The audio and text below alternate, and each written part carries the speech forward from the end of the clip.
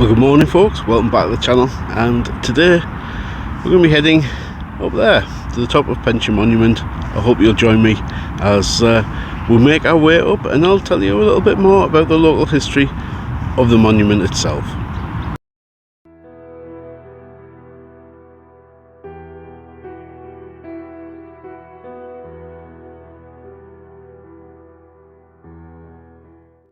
So Penshaw Monument, or to give it its official title, the Earl of Durham's Monument, was built to commemorate the life of John Lambton, the first Earl of Durham and Governor General of North America.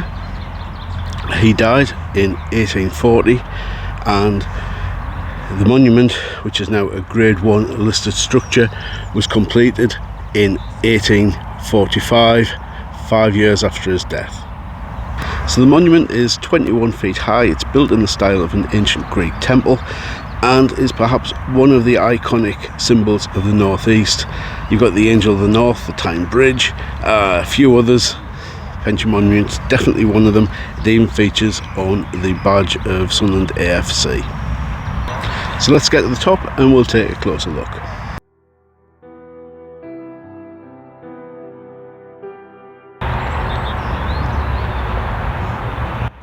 That was a bit of a climb. Those steps are quite steep. I mean, it's not Rosary Topping kind of endurance, but it was still enough to get me out of breath coming up those steps. So the roof of the monument is open, however there is a viewing platform around the perimeter of the monument itself. However, it is closed to the public most of the year. Certain days the National Trust opens up guided tours only, and that was because it was closed to the public in 1926 to the death of Temperley Arthur Scott, a 15-year-old boy from Fatfield in Washington, who fell to his death from the viewing area. After the monument fell into disrepair in the 1930s, the Lambton family decided to hand it over to the National Trust, who took it over in 1939. The outbreak of World War II, luckily the monument survived unscathed.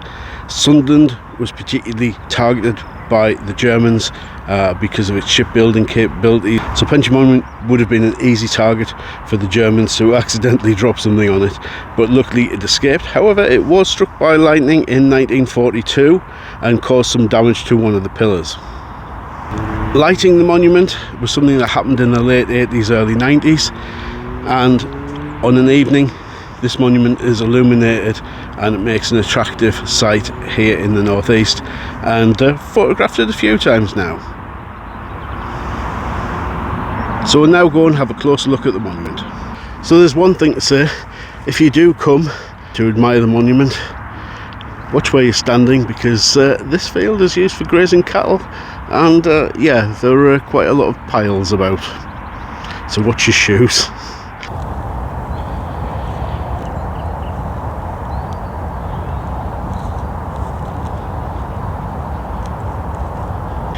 And behind me here are some of the residents I was talking about earlier, responsible for all the doings left in the grass. So it's a good job Alan Metalman's not here. He's not a fan of cows.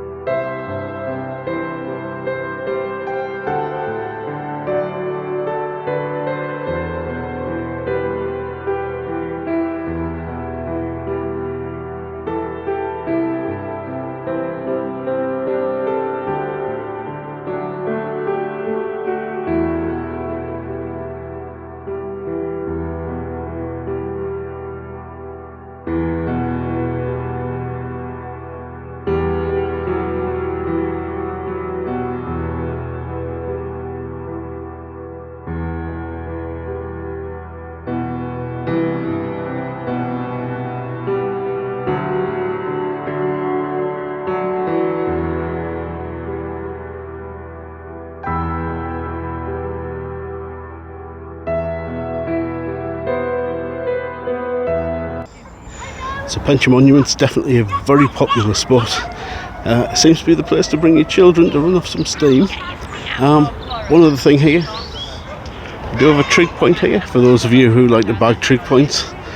Unsurprising, as you've got some absolutely fantastic views of the area.